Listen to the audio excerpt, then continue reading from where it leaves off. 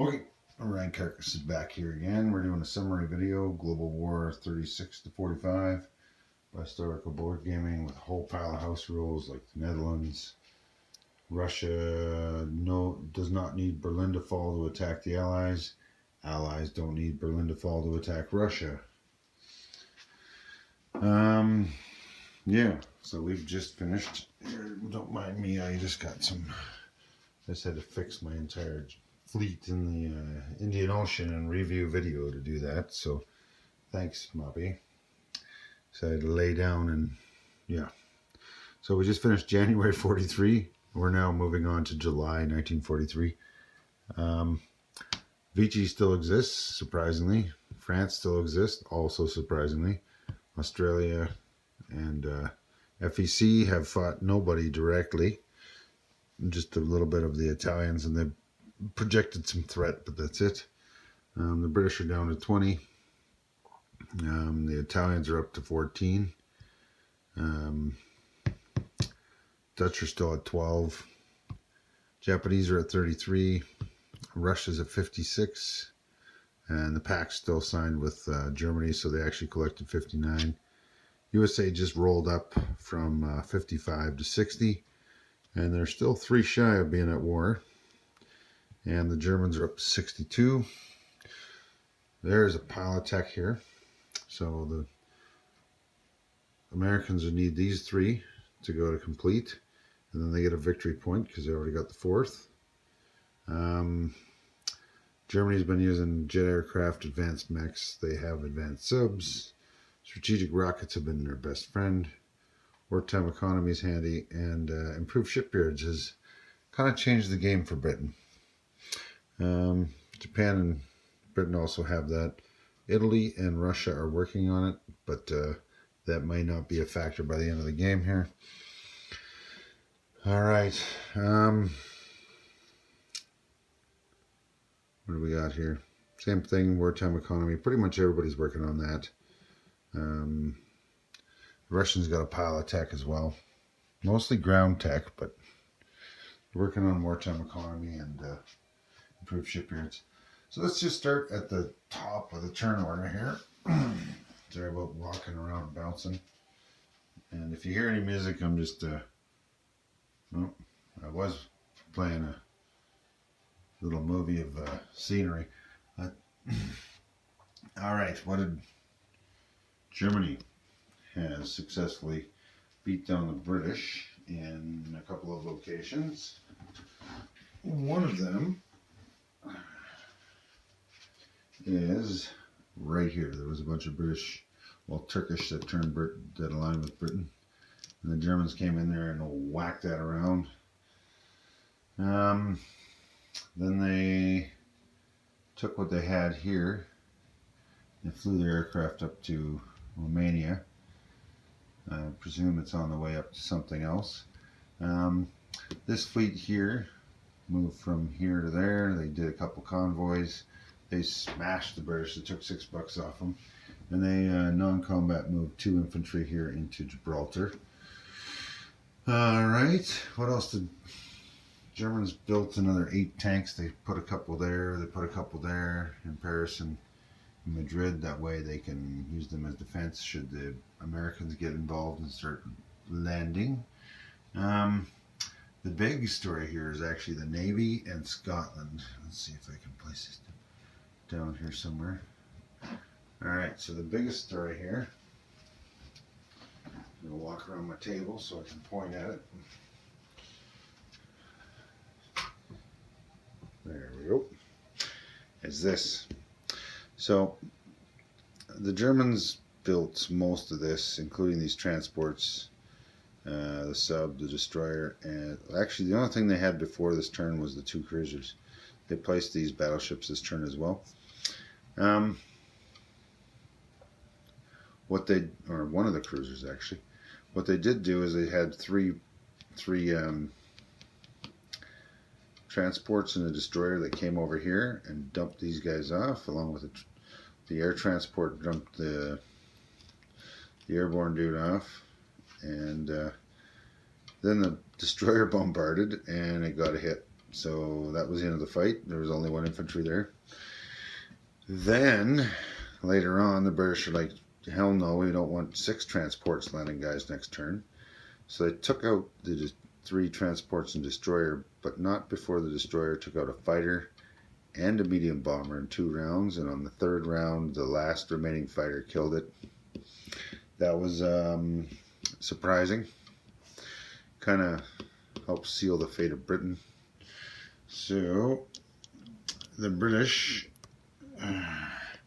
thanks to the crazy German strategic rockets, had to repair the shipyard again so that they could get their transports from here to there so that they could keep shucking units, because these factories are pretty heavily damaged. And if they fix them, these strategic rockets are just going to smash them again.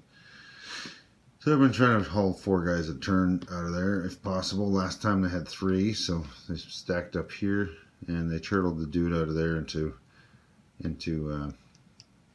London here. It's not looking too great. They got 6, 7, 8, 9 infantry, a commander, a fighter, an AA, and an artillery.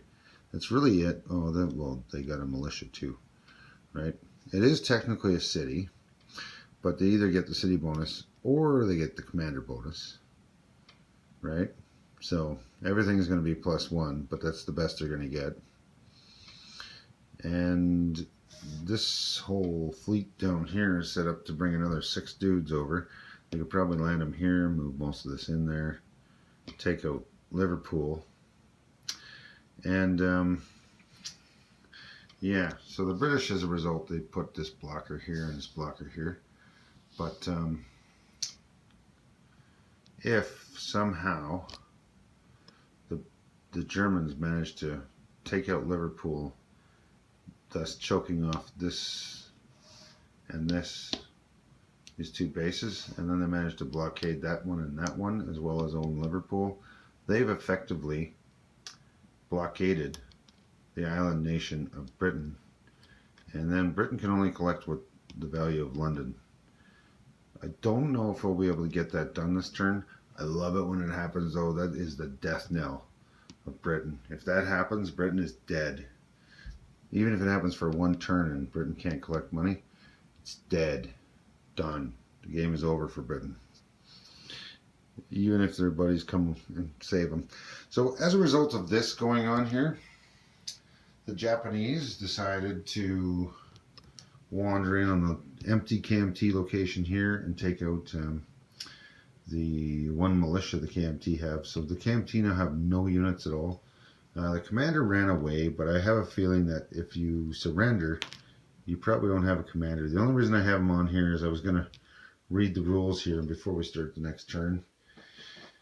Read the commander rules a little bit more detailed and find out if this becomes an American commander or what goes on with this dude, because otherwise he's just gone.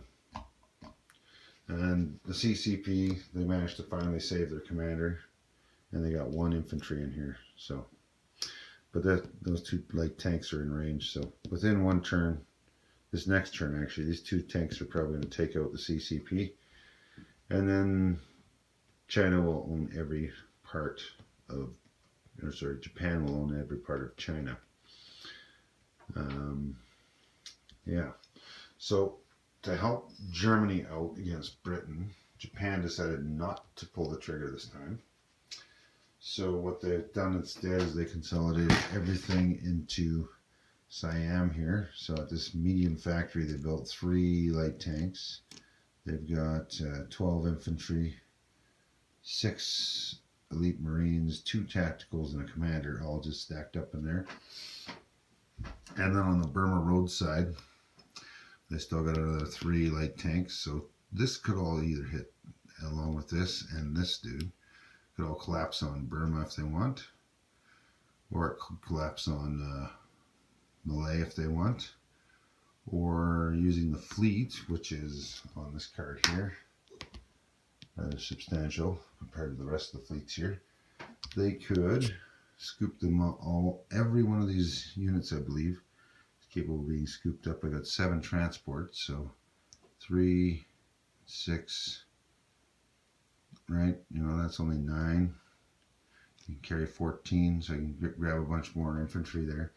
And we could either land them here, or we could do an amphibious using all those battleships, or they could just attack this navy. They do outnumber that navy, so we'll see how that works out. There's a lot of different options on what they could do for Japan. But yeah, the reason Japan didn't pull the trigger is they were waiting for Germany to get one more round of units there. And as a result, the Americans did not go to war before the start of their turn, and they didn't manage to roll a successful 8 or higher, so they didn't go to war at all this turn. All right, now let's move on to Russia. Russia's got a rather substantial navy of its own now. It just placed, I think, a transport, a destroyer, and 3 light carriers. Flew the planes off of here on there. It's got a couple Marines down here and a whole bunch of everything else. And then this transport here's got a pair of Marines and a pair of regular infantry. I wasn't really sure what Russia's going to do, but the more I look at things, Russia doesn't really want to start stirring a pot with the other two. It may attack the neutral Netherlands and just start gobbling it up for itself. Or it may wait to see what Japan does. And if Japan nails something, it may start gobbling up the loose pieces on the other side of Japan, which would be rather entertaining for Japan, or for everybody but the British. Or if Japan fails, maybe they'll start moving these units in and liberating some of this for the CCP. Because they never surrender, and they're on the same team, so when you capture something, you give it to your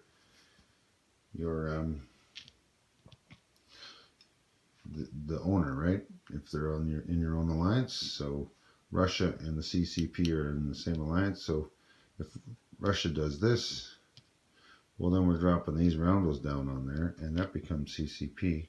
And all of a sudden, the CCP could turn into a monster. So Russia's going to sit back and wait and see how the Japanese attack next turn goes. And Japan's probably going to do it because the Americans are going to only need a $3 increase. So, yeah, there's a 3 in 12 chance they won't be at war next turn. And there's a 9 in 12 chance that they will have the Americans at war next turn. So yeah, otherwise everybody's just been doing some builds and whatever. The Americans placed that cap moved this shit around here too, an Iowa class. So they now have four capital ships on this side, which ties the Japanese, and the Japanese also have, and the Americans both have one more capital ship they're working on that build chart there. Man, I didn't realize it, but the Germans have a light carrier they can place this next turn. Who thought, eh? I got the Germans building a fleet carrier and 3 light carriers at this moment. Improved shipyards certainly changes Germany's play. Alright, so yeah, these 2 sides of the border here. This will join Germany if they attack Russia or vice versa. And then we got all this stuff in here, and then that stuff. It can all start moving at Russia in any direction. But Russia's doing the same thing. It's building up his border as well. This is probably going to turn into a gamey last 2 turns, kind of trying to make sure you keep your victory points. Kind of hate that victory point system for that reason. It turns the last 3 turns into a gamey mess, where you're just doing stuff that you'd never do if you were going to continue the game for another 5 turns. But since it's the last turn, we're going to go all hog wild crazy. Alright, let's see what else happened. Italy did a couple convoys again, and Italy has built 2 more destroyers and an infantry, but placed a tank and a mech and 4 more infantry along with a commander, all from Turin in here. So if it combines those with all these aircraft, you could probably do a handy number on these British troops down here. They got what, 2 tanks, 2 mechs, 5, 6, 7 infantry, and these guys got 5, 6, 10 infantry, a tank, a mech. This motorized could make it, and then they could bring in 2 TACs and 2 fighters. Even if they just did a strafe on the British, that might be enough. Yeah, that could totally change the tide of Africa, which is currently in a stalemate, but ever since Britain's been having all the pressure in its home country up here, the stalemate has stopped, and the Italians and the Germans have been able to constantly throw some stuff in.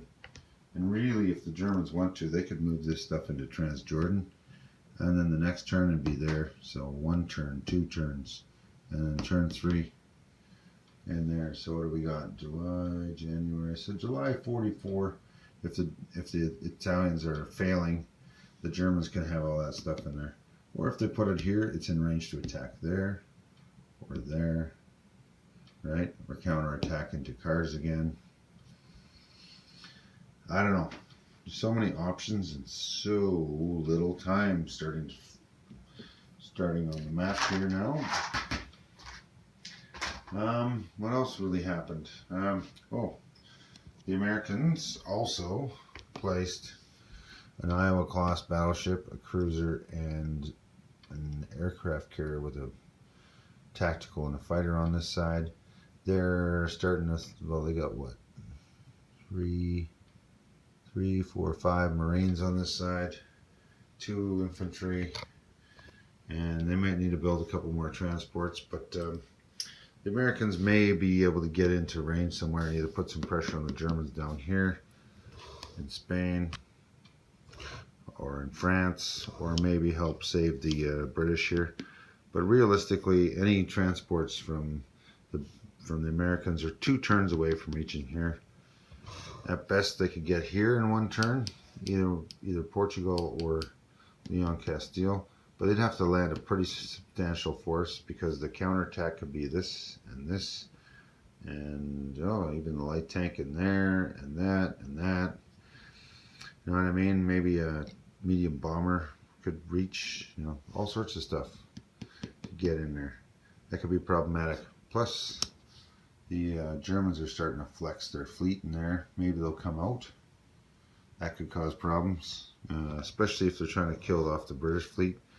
Because the Germans could bring this out, and numbers-wise, they don't beat the Germans or the Americans. Sorry, numbers-wise, well, the Germans have 1 extra cruiser. They are